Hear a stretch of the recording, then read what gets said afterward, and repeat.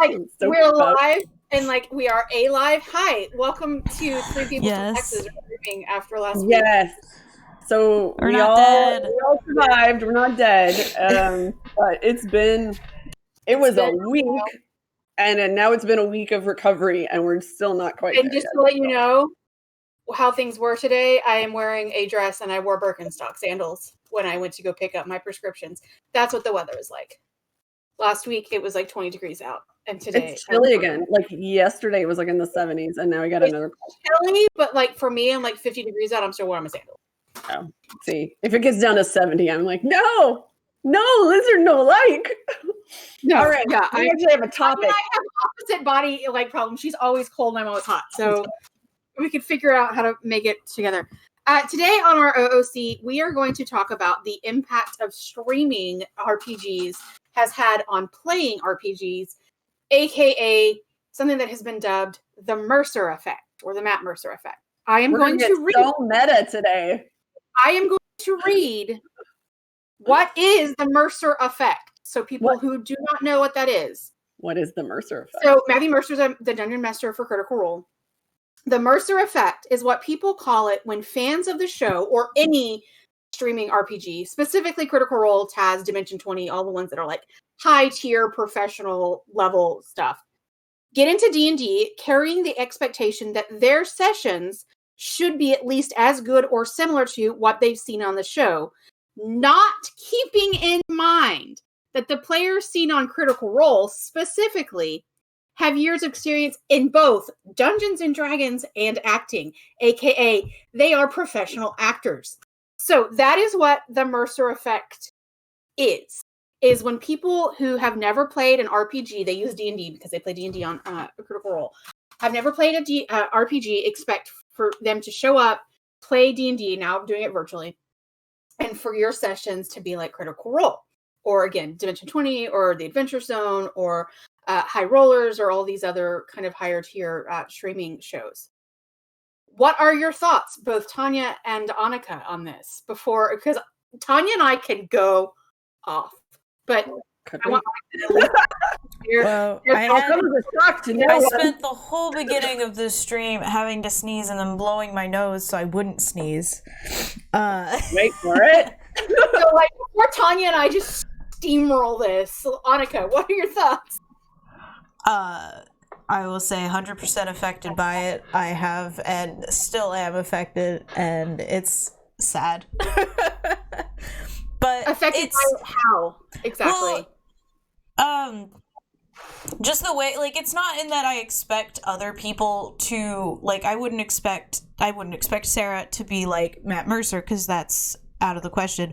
But I will say that watching Critical Role and that effect has affected me and how I role play in games and stuff, for sure.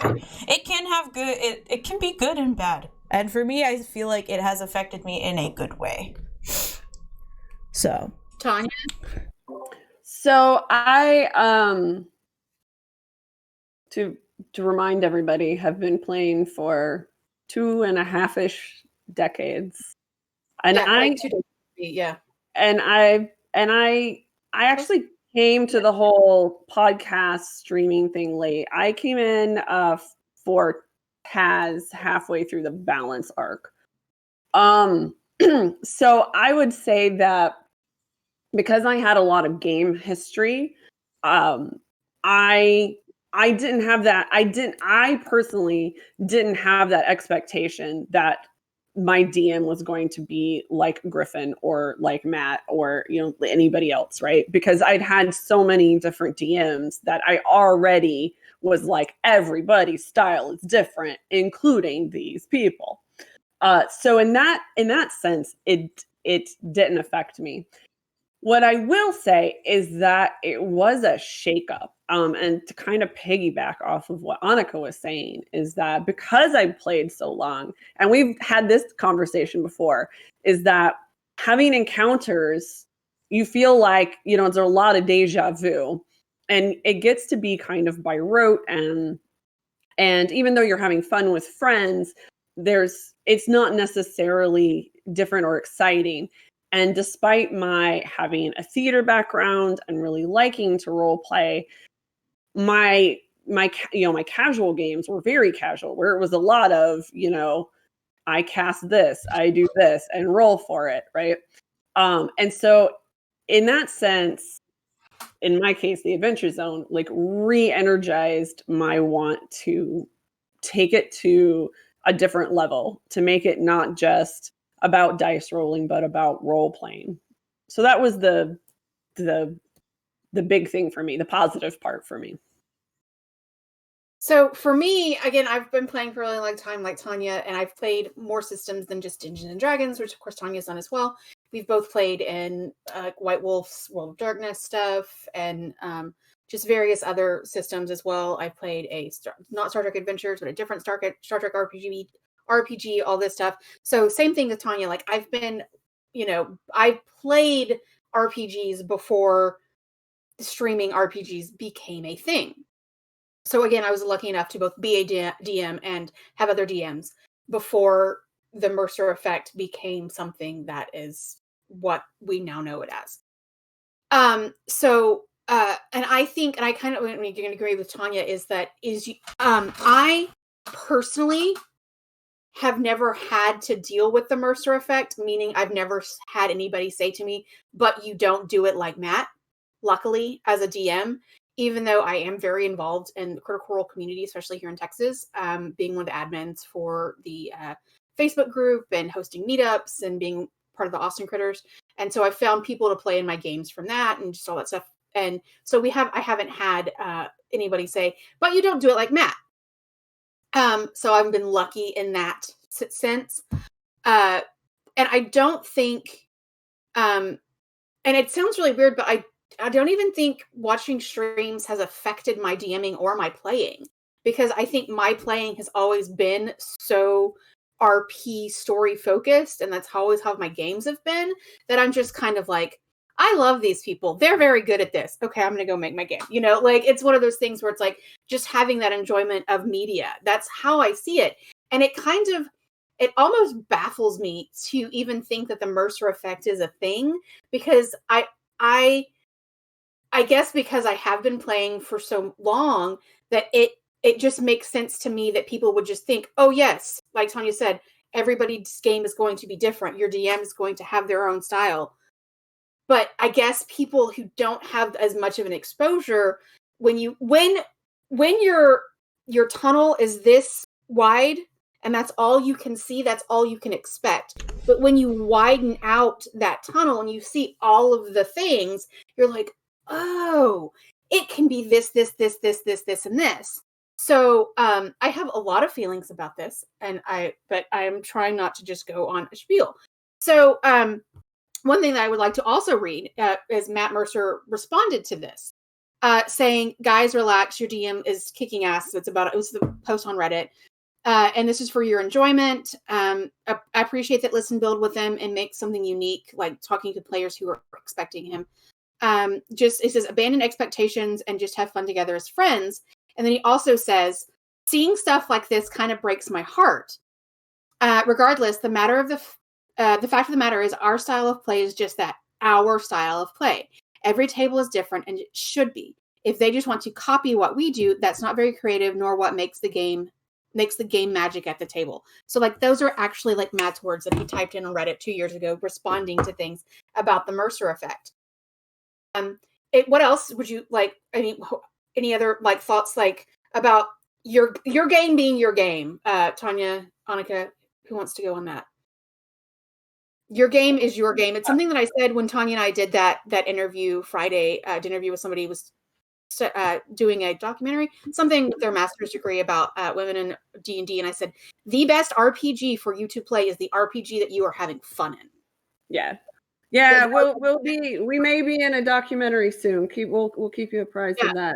Not that clip though, not that clip, because we were unbathed, barely had electricity, but yeah, I had wiped myself down with body wipes and dry shampoo. Like that. That's I was like, I don't have water that I can bathe in right now. So yay, Texas. So so I will say this. I think that it's really interesting playing with especially much younger people younger than me, and people about my age who've been playing, or people who've been playing about as long as I have, is that for us older gaming folks, right, when we come to a table, like we might talk about how we like enjoy the show, or did you catch this episode, and oh, what happened, but there's not a lot of us comparing ourselves, except in that, like, I really like this thing that they did and I might try to incorporate it because I appreciate it so much, but even that's kind of rare. And that it's talked about more as like you would like a show you're watching, like you're super invested in WandaVision. That's me. You know, like whatever, like that's, I feel like how we talk about it to be consumed, and then being like, and then and then talk about it and get excited or whatever. But I hear a lot of younger people, or people who are very new to gaming, talk about their character inspirations coming from these shows, their play style coming from these shows, and that kind of thing. And that's a disconnect for me, because that's not a thing that's happening. This is basically me and Tanya like agreeing on something and going, Anika, what are your feelings? And then Anika, what are you? Well, I watched The Adventure Zone before I played any Dungeons and Dragons, so, yeah, but I didn't even play Dungeons and Dragons. I played Pathfinder, and my DM was just like, my DM was like, the world is your oyster. You do anything you want. And I was like, cool. So we made, like, crazy characters and stuff. And then I started playing D&D, and my first real game was with a group of friends. And then at that point, I still hadn't fully committed to watching Critical Role. It took me 3 tries to get through the first episode of Campaign 2. I did it the hard way. I started with Campaign 1. Yeah, no. All right. For children, I started with Campaign 1 during Campaign 1, okay? That's fair. I feel like if it hadn't been completed, I feel like if I didn't feel like I had so much to catch up on, like I probably would have gotten to it. Old lady, I'm like, I watched Campaign 1 live. That was like 5 years ago. 5 years ago when they started. Jesus Christ. I watched A New Hope when it was actually new. Yeah. And it wasn't A New Hope, it was just Star Wars. Hope. Oh. Sorry, Anika. But yeah, I just did that, and it's 100% affected how I play and how I DM for sure. So yeah. I don't really, there's not much. Yeah, is there something specific you can point out to say like it's affected how you play because either Taz or Critical Role or anything else you watch? Like if you're like, is there somebody's style that you're like, oh, I can find myself doing that, like Laura or like Marisha or like Liam or whatever it is? Oh, Liam, 100% when I play any spellcaster, it's 100%. I'm like watching Liam and I'm like, this is good. This is fun. So, yeah. But when I DM, actually, like the game that I DM now, it's like I had actually gotten into Critical Role. I'm on episode 20 now, guys. I'm not on episode 1 anymore. I'm getting there, guys. And so, really, like, aspects of what Matt does, I'm like, yes, this is good. And then some of the stuff he does, I'm like, no, I don't like that.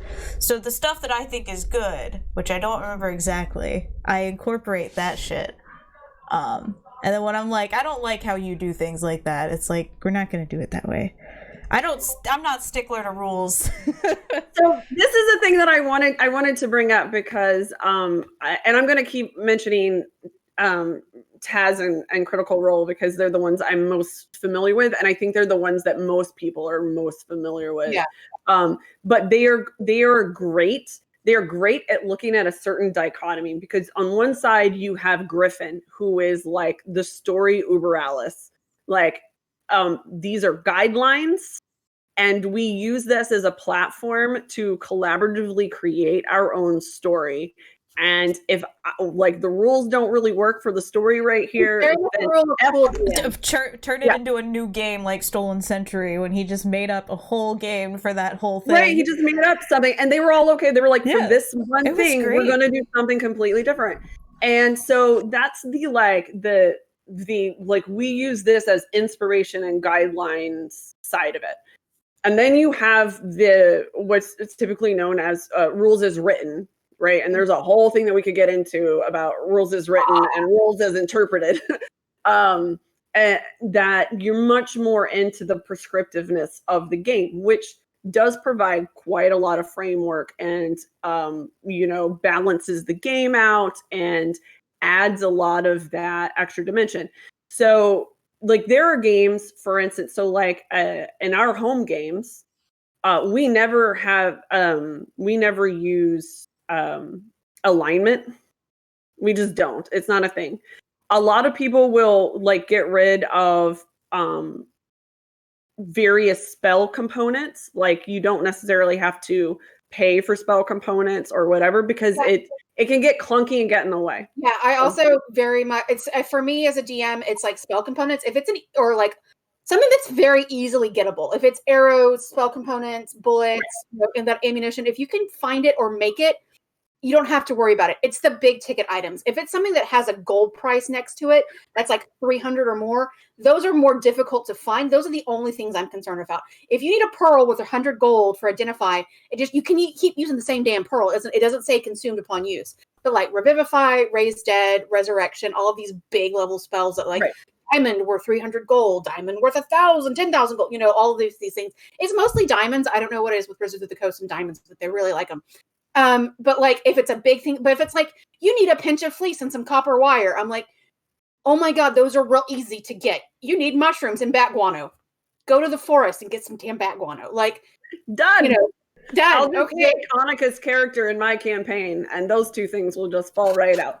So, that's a whole side thing. So, but here's the thing that I kind of want to point out is that I think that people then get locked in, and they're like, Griffin does it the right way, or Matt does it the right way. And I think the important thing is to understand that they are both doing it the right way for their campaigns, for their tables, for their players. And we keep coming back to this. We talk about it in the OOC all the time, is communicate at your table. So I'm in a lot of Facebook groups for TTRPGs and Dungeons and Dragons specifically. And I'm in one that's very specifically for women and femmes. And one thing that pops up to me, because you keep I know. How are you not? I know. I'm terrible. No, I'm like, what Facebook group is this? It's the mystery one.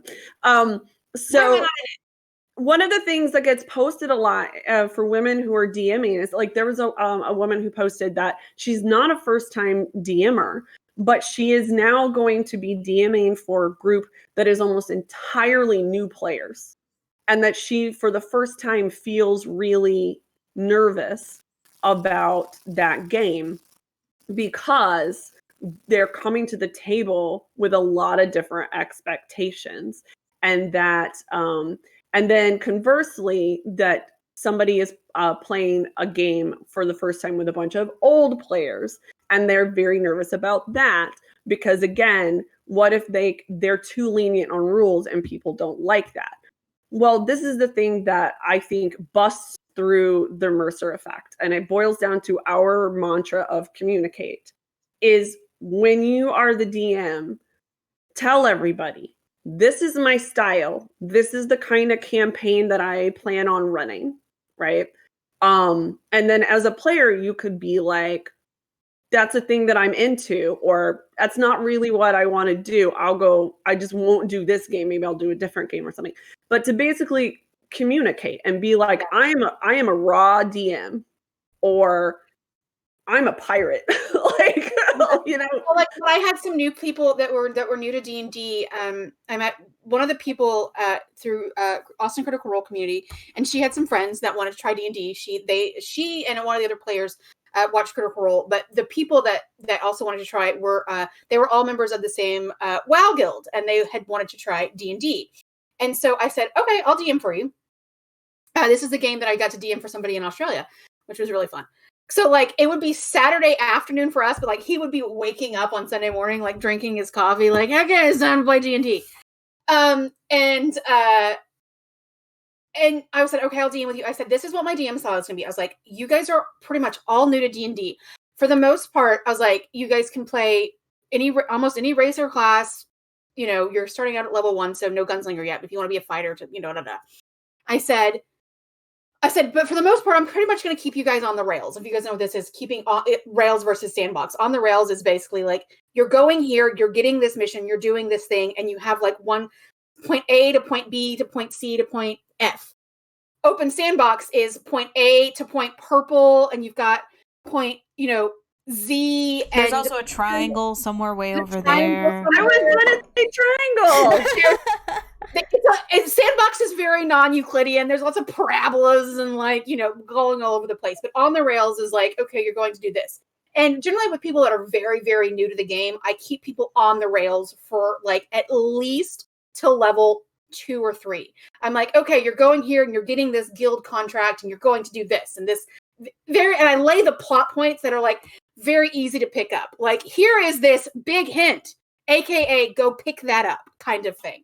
Or I like literally give a handout that says, go here, talk to this person. Like, letting it go.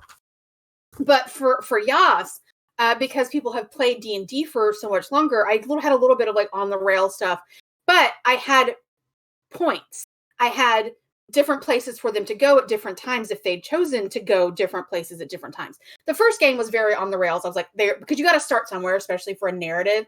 I was like, there's a comet and there's a meteor. I'm like, they're pretty much I'm like, guaranteed these people are going to go check this out. We ignore it. Yeah. And I would have been like, cool, then how do you guys meet? Damn it.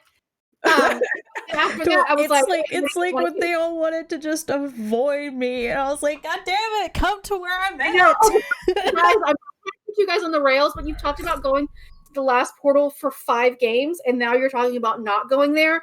There are some things that I have as a DM that I expect you to do and follow through with what you've been talking about for 5 friggin' games is one of them, because I literally set up Anika's new character there.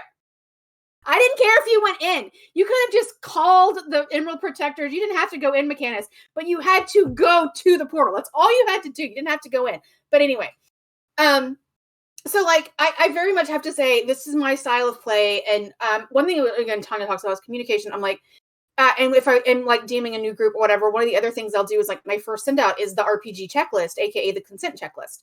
So that's one of the first things that's also how I introduced myself. I said, hi, I'm Sarah. I'm, if you want, I'm doing your DM. This is how I like to DM. This is what I like to do. And here's a consent checklist. And I think that's a very good, like, baseline of like, if that's something that comes along with your descriptor of yourself as a DM and you get some kind of either the RPG, the consent checklist or just even saying, if you have any issues with anything, please let me know privately. If that's something that just like letting people know that, communication is important.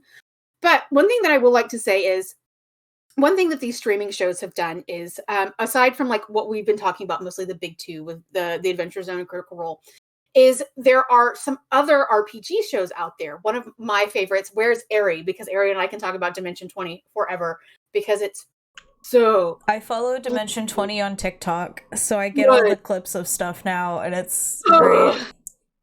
Oh my god, it's amazing. All of the Dimension 20 stuff fucking blows my mind. Oh, hey. Anyway, but it also has like you get to see stuff like I also watch LA by Night, which is a Vampire the Masquerade stream. And then stuff like Rivals of Waterdeep, which is the campaign that's all people of color. And they also, a lot of newer players in that as well. What's the bard game that Satine Phoenix plays in with Christina Ariel? I can never remember it. There's games like Broadswords, which is all women, and Dungeons and Dads and all these other games.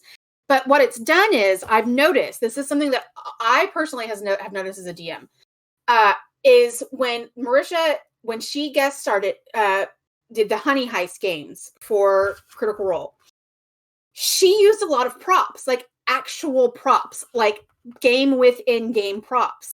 And that's something that I do as a DM. That's something that even before watching Marisha do it, that's something if you play in my in-person games, I show up, Tanya can tell you, we did a Kids on Bikes game and I showed up with juice boxes and granola bars and notepads. And I was like trying to get everybody in the like 1980s, early 90s feel of it. And I've done that with like, I give out gifts to my players where it's like, and Ari can tell you this, she was given a lockpicking kit and it was, I literally gave Ari a manicure set from Dollar Tree. I was like, here's your lockpicking kit. She was like, oh my God. And so, like, I like to give things out. I literally, in the middle of Dragon's Lair, set up a carnival, like a little carnival where they were playing ring toss. So they didn't roll dice. They literally threw the ring to do the ring toss.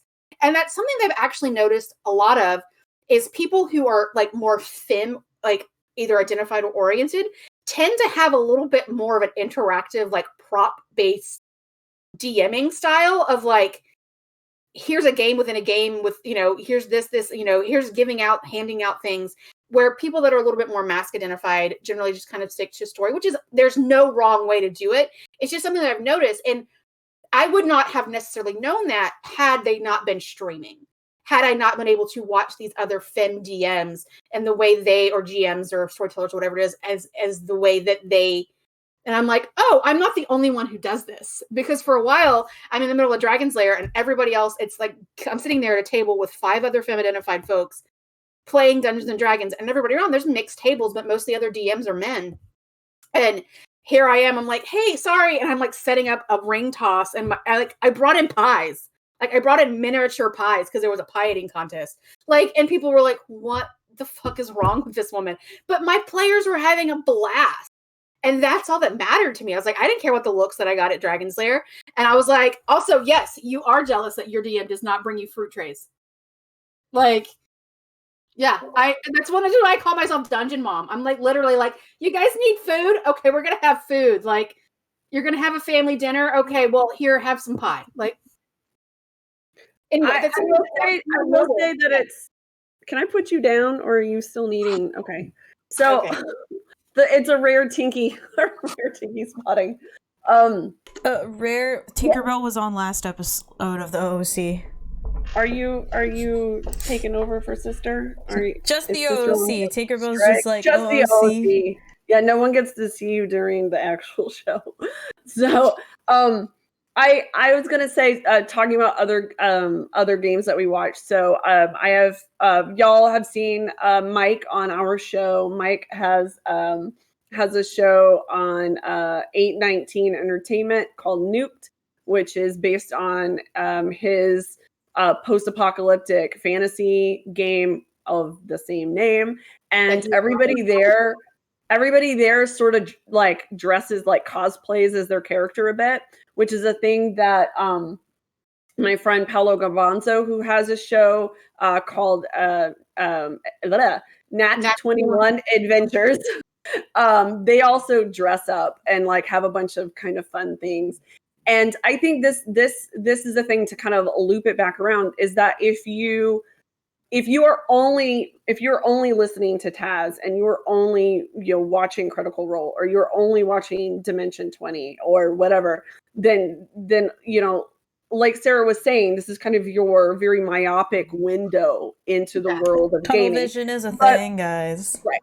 But watch a bunch, because you will totally see that every show is totally different. Every show has their own style. And you might not click with every show. Every show might not click with you. You might be like, either you're not into the DMing style, or the story isn't clicking with you, and that's fine.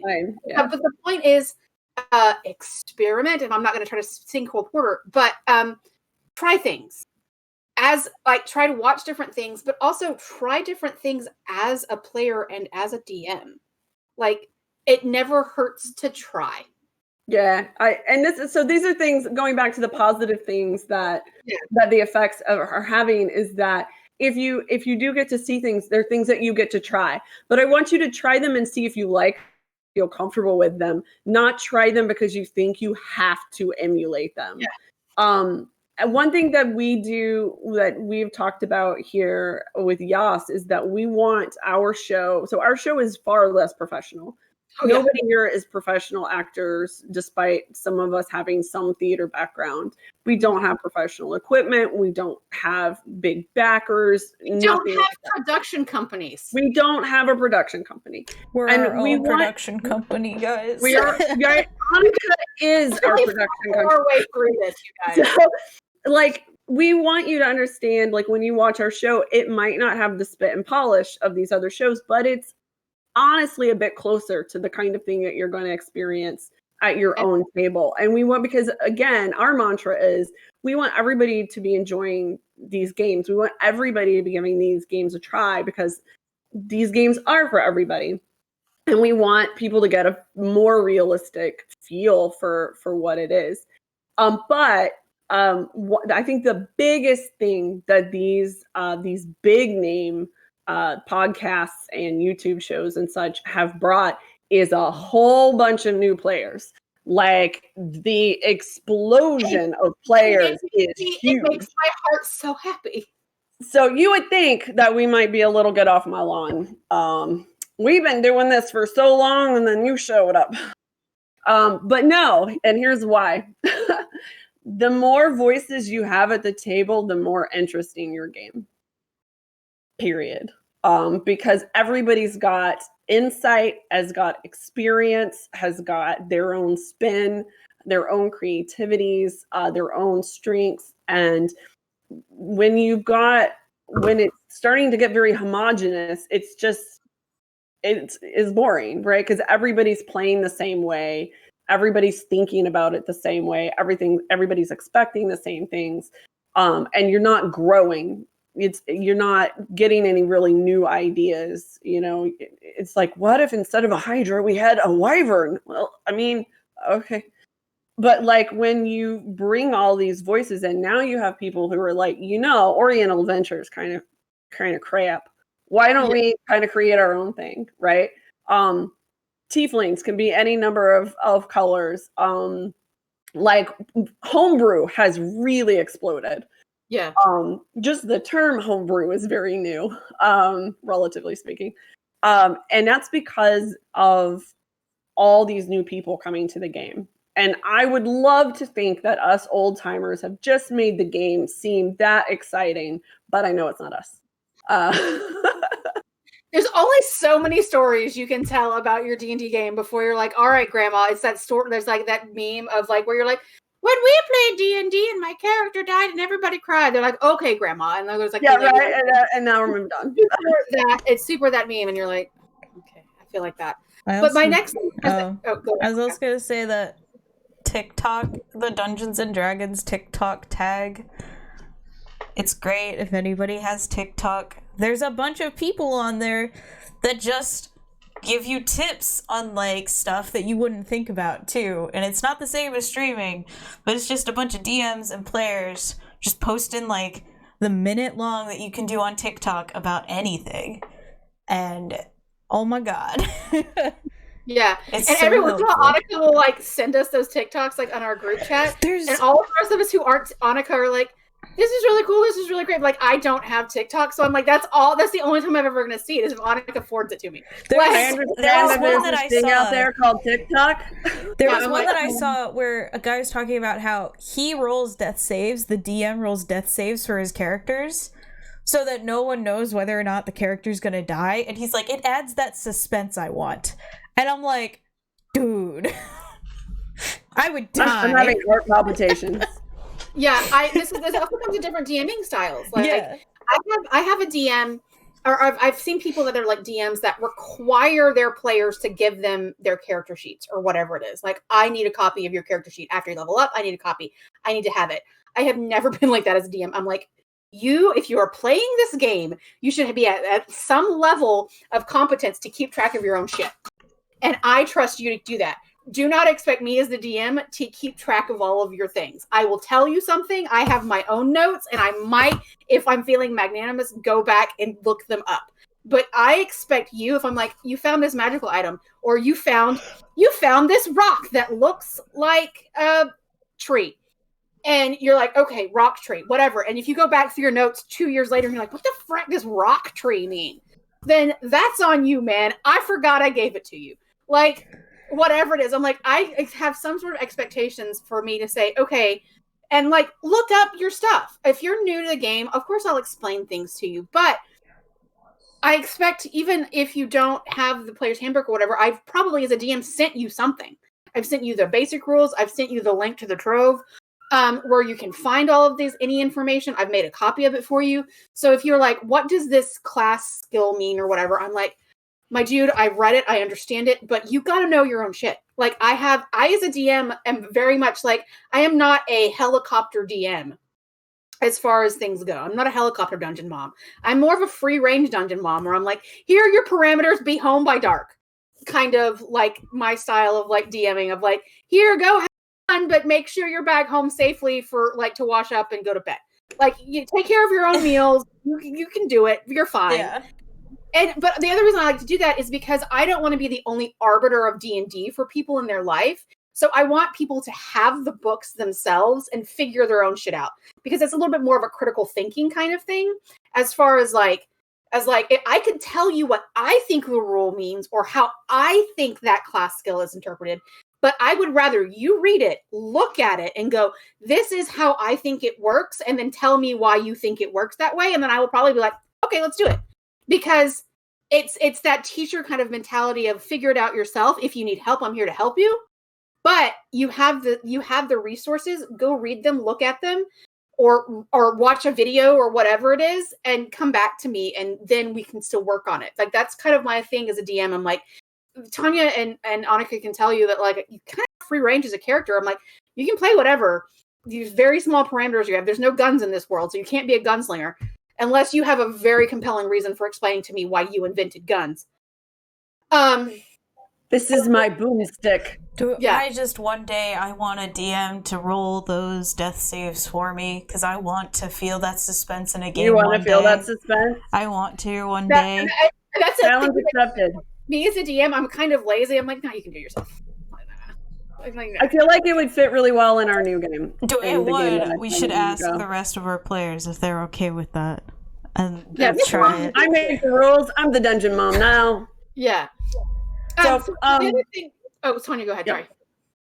Sorry. I wanted to come back around to the diversity, because that's a big thing that we like to talk about, and how these games are increasing the diversity at game tables. How podcast, like basically how the podcast effect, the RPG podcast effect, not just the Matt Mercer effect. Yeah. Not putting it all on Matt. Yeah. I did mention, like I said, strong broadswords, Rivals of Waterdeep, and there's a few other games like Dungeons into Asians. There's a native D&D. There's a drag queen D&D, Queens of Adventure. So you've got, if there's like a niche group that you are a part of or that you enjoy, there's probably a group of those people playing RPGs on the internet. I do. I see people in the group like always asking. They'll be like, they're like, I love this game, but I would really like to like see a bunch of like women playing or like whatever. And I'm like, it's out there.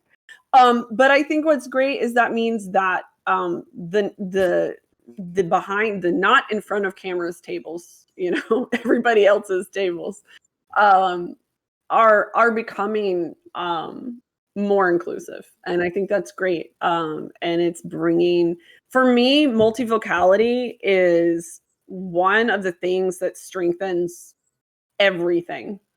I don't care if it's like your HOA, if it's your museum, if it is your D&D game. Having more stakeholders from different backgrounds, and more difference is better, gives you such a rich amount of soil to plant ideas in, because it's because you have a way of thinking, and you're not going to break out of that until somebody goes, hey, but what about, right? And that's, I think, the thing that I like best that has come out of the explosion of popularity in RPGs and D&D in particular, is that the fantasy worlds, and honestly all the worlds, are starting to be far more reflective of the diversity in our own worlds. And that, hands down, for me, is the best bit. I'm trying to find the name of this damn show. I'm going to find it, you guys. I will find it. I mean, like, that somebody should figure out all the names of all the shows we have talked about. Say someone should put a bunch of links. Yeah, right? I know. I'll do that. Someone, yeah. So I still love my idea to do a podcast with like the random ass D&D characters. Okay, so that make this no is a sense. complete aside. So Well, we gotta do something to fill the void while Sarah's looking for this. So right, so some of us have a very unhealthy attachment to character creation. yeah. And create entirely too many characters that nobody wants in their games. So speaking of, like Lars and I with our goblin and Fearbulg named Orlok and the Wiz. Orlok and the Wiz. And so Anika has like this idea that it's like, we don't want to spoil it, honestly. But it's a great idea for basically how to have all these like kind of off the wall, like unusual, unwanted characters get their time, get their day. If Adam says yes and we can do this, I will cry. Oh. It'd be easier to edit than a video. I'll buy him like a couple of gallons of ice cream and it'll be fine. I'm just because it's easy. A podcast is easier to do than editing a video. Just saying. Not that I don't like editing Yas, but editing a podcast, it's just voice. This is behind the scenes, everyone. Like some shows do not have other people editing. Some people don't pay editors to edit. It's just one person who also records the whole thing and has to remember to upload the OOC, which I was supposed to upload yesterday, but I just now uploaded it during this. Can I just say, like, the past 2 weeks have been the longest friggin' year. Yeah, no, I kept forgetting, like, I even wrote it in my journal to upload the OOC yesterday. And after I had after I turned in all my schoolwork, I closed my journal and forgot to look at it for the rest of the day. For 2 hours yesterday. 2 hours, 2 whole hours yesterday. I thought it was Monday. Nice. So my mom just said it's March soon, but March was last month. Yeah. If that's 2020 in a nutshell. Right. Wait.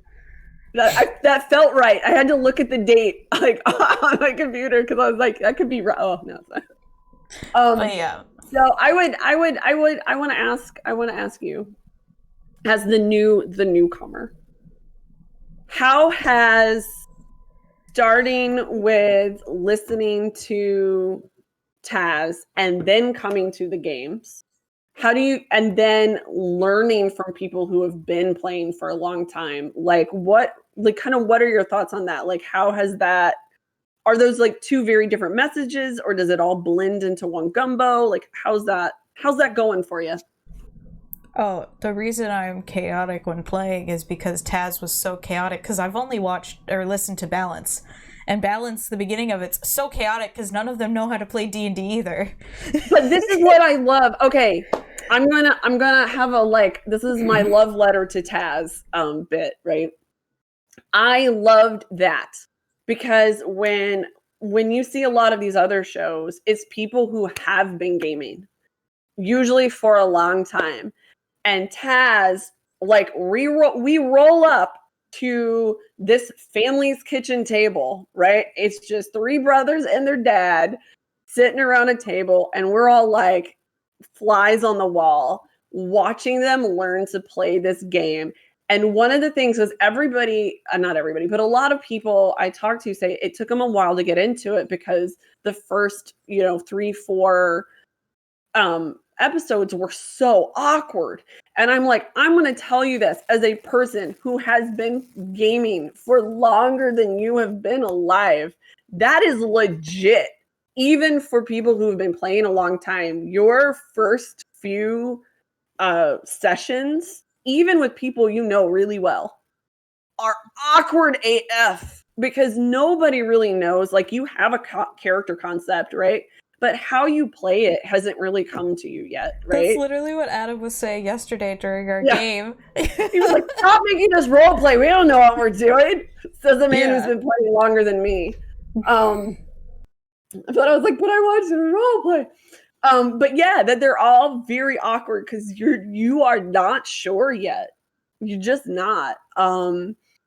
And I think that there was something, so like with Critical Role season 1, right? They've already been playing together for years, and that campaign had already been going for a couple of years, right? So you're like in the middle of it.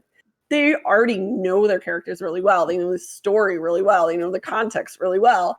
And so it feels like, oh, you sit down and everybody is just epic and really great at first, right? And even for season 2, like they had... It's sirens. The sirens. Oh, the sirens? Yeah, Satine Phoenix is the GM, Vivid Vivka, Cynthia Marie, Christina Ariel, and then the sirens, and then they have a few other guest stars. That's what it is. Found it. Sorry, continue, Tanya. The sirens. It'll go on our list.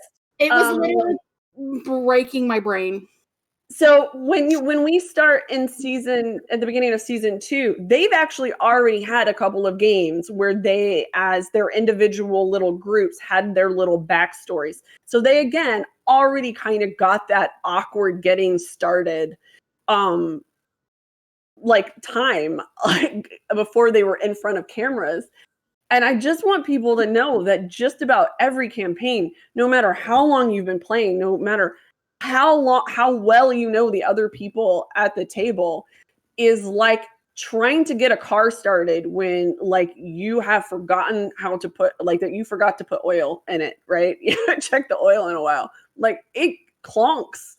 It really clonks. And it's okay. And that's just one of the things I really like. If people start with Taz, starting at the beginning and getting through those first 4 really awkward episodes, because sweet Jesus, that is TTRPG. Like those episodes really felt so real to me. Now, weirdly, I did not start on episode 1 of Balance. You started in the middle of Amnesty, right? No, I don't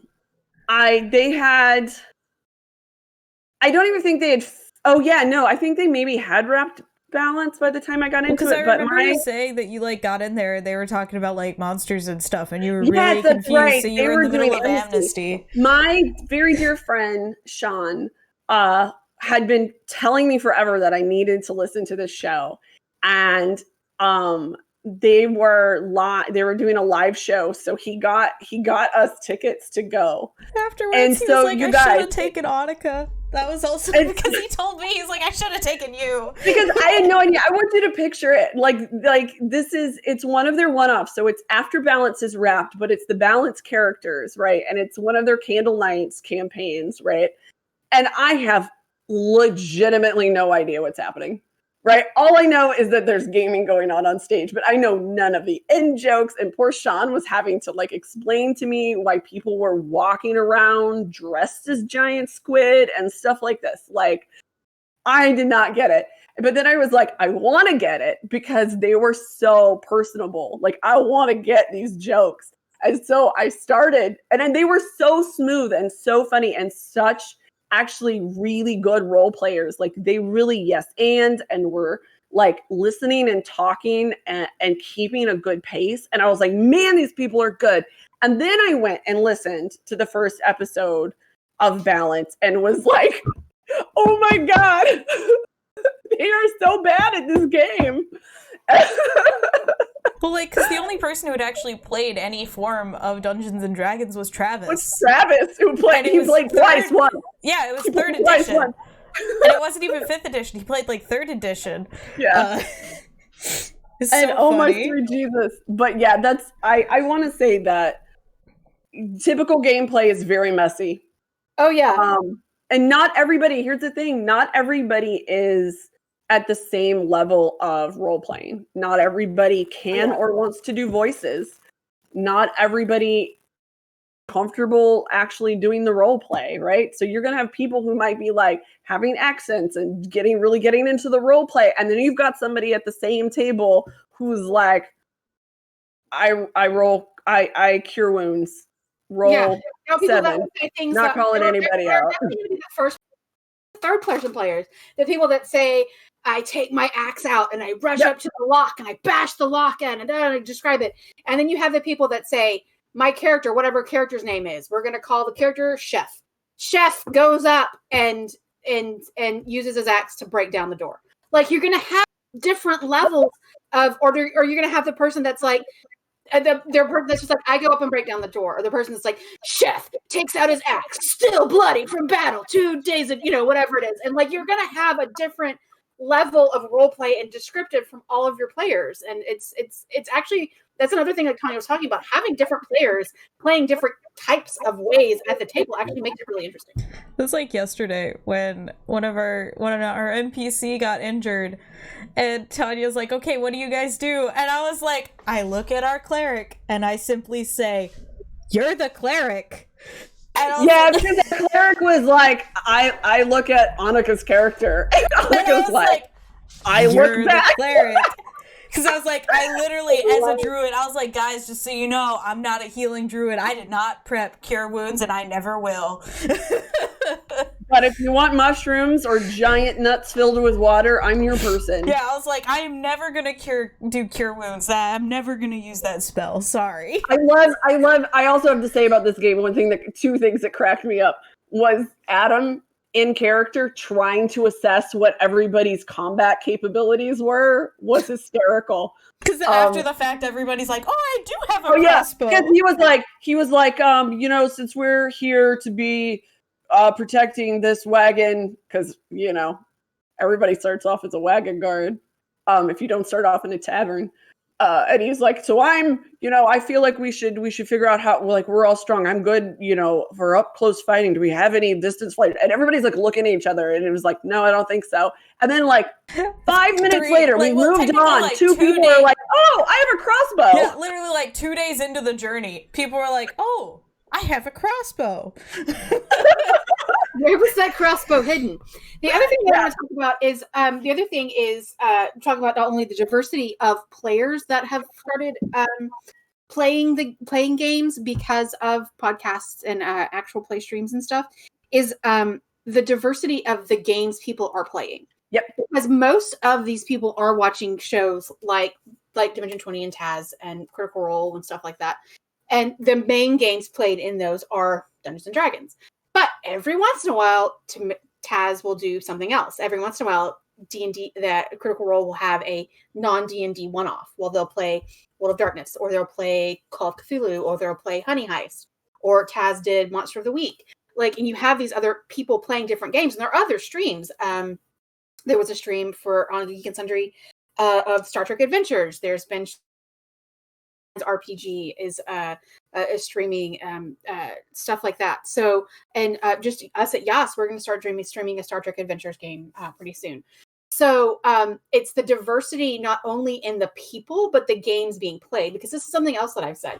Dungeons and Dragons might not be for you, and people who only play Dungeons and Dragons as their only RPG thing, and they think that's all there is, and then they're like, nah, RPGs aren't for me. And then I'm like, well, Dungeons and Dragons can, especially, not just the group that you're playing with. I'm like, but it can be pretty combat focused, and it's very dice focused. And, I'm like, well, what is I did this at a party a few years ago, because pandemic. I was talking to this couple, and he was a big fan of Critical Role, and we were talking about D&D and stuff. And she was like, I just never thought about playing, and I don't think it would be for me. And I was like, oh, is there something that you really like? Is there something that you really enjoy? And she's like, well, we were just kind of talking, and she said, oh yeah, and I like Jane Austen novels. I said, oh, Jane Austen RPG. And her face was like, what? I was like, yeah, it's a Jane Austen RPG. It's called Good Society. You don't use dice. You just like play as a character and like talk. And she's like, and I was like, yeah, there's basically an RPG. Like if there's something that you love, there's an RPG for you. You like dogs and cats, go play Pugmire Monarchies of Mal.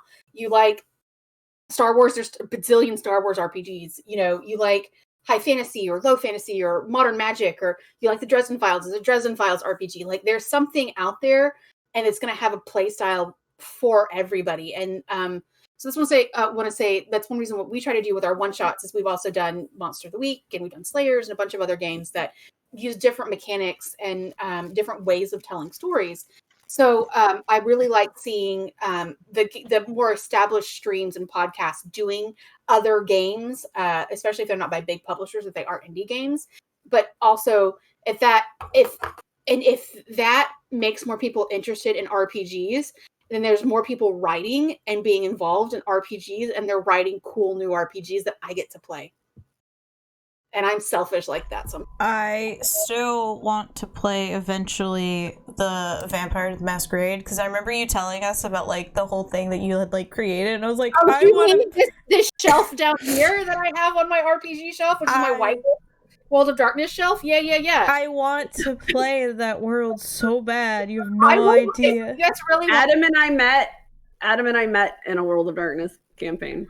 If you want to, I will bring back the Republic of Texas vampires. I want to play in that world so bad. If you don't know, I did a home chronicle of Vampire the Masquerade for some friends, and the way I had it work out was that there was like basically a republic. Texas was a republic. It was separate from everything else in Kindred Society, and there were 12 regions, and there were regions in large cities, and they each had, it wasn't a sheriff, it was a representative, and they were kind of elected, and then there was those 12, and they would meet, and they had one person that was like prime minister tie breaking, so it was 13.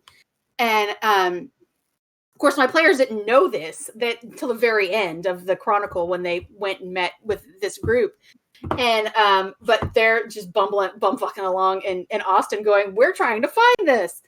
And but I was like, no, I have a theory, I have an idea. We're not doing Anarch or Camarilla. We're doing something different. This is Texas, god damn it. We're gonna be the Republic of Texas. And that's what I said, and I can do that because I'm the ST. So yeah.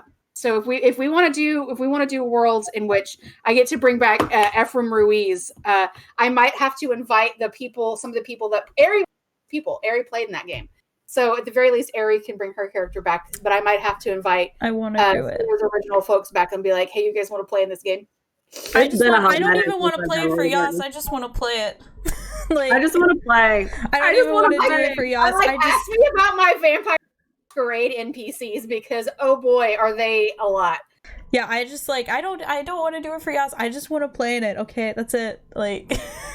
And the way that also this brings back talking about World of Darkness is I generally try to incorporate my other two favorite World of Darkness games in any of the. So anytime I'm doing like a vampire game, there's going to be hints of werewolf and changeling in there. Or I'm running a changeling game, there's going to be hints of werewolf and vampire. If I'm running a werewolf game, there's going to be hints of changeling and vampire. Like I'm like, mage, whatever. Mage the Ascension. Like, I legit think this is why I liked Taz Dust so much, because it was like the Wild West, but it had all of those like creatures in it. I have an entire, also half a shelf that's basically just Savage Worlds, because I've got Savage Worlds Rippers, I've got Savage Worlds Deadlands, I have Savage Worlds. We have a whole box of Palladium. I have Savage Worlds. I have a Pirate Savage Worlds game. Which is really fun because it's no fantasy at all. It's just called Pirates of the Spanish Main, and you play as a human during the age of the golden age of piracy. Like there's no magic, there's no portals or whatever. It's just history. It really gets sad when we just do we have just solely one shots, because I'm like, these games. But hey, we get a return to Haven's Rest, and I'm excited about that. Yeah. Because we were supposed to record that, this past weekend. Yeah. I called it as the DM because most of the players were in Texas. And I was like, I think most of us are going to have power back, but none of us knows what the water situation is. None of us have showered or slept really well. So I'm calling it, we're pushing that, because I don't want to DM. Spoiler, Mayhemmer is coming back. Yeah, we're excited because we love Patreon exclusive too. You can only get it if you're a patron. Yes. So patrons, you can watch it. She will be playing a new character in Haven's Rest that's going to shake things up a little bit. Yep. So I want to do my usual wrap up. Do your wrap up. Bullet points are: Matt Mercer is Matt Mercer. Griffin McElroy is Griffin McElroy. You are you. Like you do you. Like however, whatever your style is, that should develop your own style, and don't feel like you have to be anybody else. You can be inspired by, you can try new things, and that goes for players too. Yeah, Laura Bailey is Laura Bailey. Travis McElroy is Travis McElroy. You are you, and you are going to play a character that is unique to you. Don't try to play. And that's great. And because remember, we said how great diversity is. Like These people are already playing those characters. Those characters are great. You'll play somebody else. Yeah. If you want to play a trope, if you want to play the trickster trope, yeah, you can totally do the trope. Speaking of trickster, Lars and I I did trickster cleric tiefling once, but I played my character as a 14-year-old kid, and it worked great. I also did worship the traveler as well, but we made that into a whole thing where my brother and I were tricking people into we would trick them with fake hair that wasn't actually the travelers. So you can be inspired by it. You can be like, I have never played that combination before, and I'm inspired to put your own spin on it.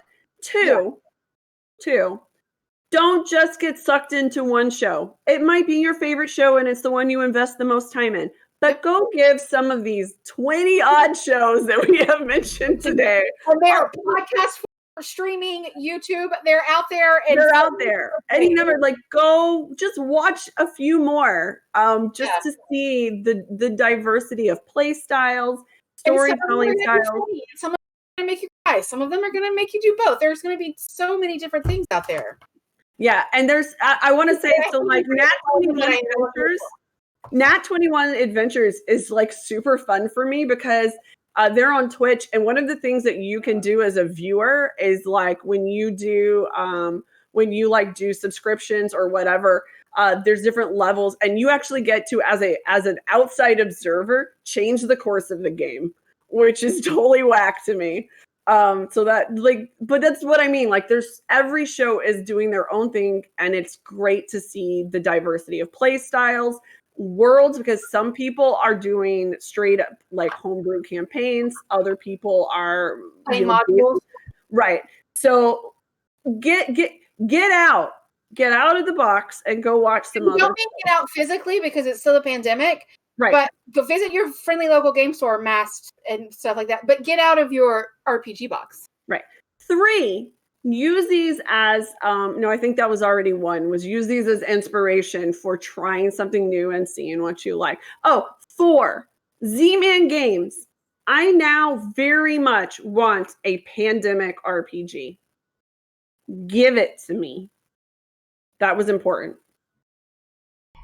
It needed to be said. Yep. And with that, we are at time. Yes. Thank you guys. I'm glad I ended on that very, very important. Thank you guys so much for watching. We will see you all on Wednesday because we did not upload our new episode this past Wednesday. I hadn't even started. I've started editing it now, but like that whole week, I couldn't even access my computer to edit. So I want everybody to know that part of Anika's house is actually demolished. Yes, my parents' bedroom is demolished. I've seen pictures of this bedroom. So one of our neighbors actually came over yesterday and brought us a chocolate cake because they saw the sheetrock in front of our house. Oh. So I didn't know our neighbors were nice. That's the most friggin' Texas thing, they always look at me really funny because every time I go outside, I'm like in cosplay, like going to Ren Fair or something. Right. Like that was most of the times they've seen me. Hands down, though, that's the most friggin' Texas thing. Like my neighbor's in trouble, I will make them a sheet cake. Yeah. And if you put a Texas sheet cake with the melted pecans on top, if you guys don't know what a Texas sheet cake is, Google Texas sheet cake. It is one of the best things for someone who loves to bake but hates decorating because I'm not good at it. You literally leave the cake in the pan and pour the frosting on top, and it is amazing. Yep. Next episode of our actual adventuring stuff will be Wednesday, and then that Thursday. And we are recording our last of the Portal arc, right? Yes. On the 28th. On the 20th. That'll be it. So this weekend will be. Well, technically it'll be today because this episode is going up on Sunday. So this will be. But we're recording on the 28th, and then after that, the next thing that you will see, that next thing coming out of Yas will be the Star Trek Adventure with some different players. Yes. So, the role of Tanya will be played by Janaya. Yeah. Sarah will be played by me. Still Sarah. Yep. We'll be doing another OOC next week to wrap up. We will be, if I'm not mistaken, and I am so sorry, but time is super ephemeral right now, and it's been a hot mess. I'm pretty sure that the OOC, we will be talking with the D&D research people about demographics. Yes. I think that's next week. Yeah, that next week is the 4th. Yep, that's next week. Oh, okay, cool. so we join us, won't, we 'cause won't we be will have talking guests. about the next episode. We won't be talking about the next episode, yeah. So that means that we're Because going to talk everything's about off now. the OOC. The next one we'll be talking about both episodes then. Both episodes. Cram a lot in. Yeah. Okay, All right. I'm gonna go. I have to like do things like take a shower because I can't again. So Okay. you know. Goodbye, guys. We'll see you Bye, next week. everybody.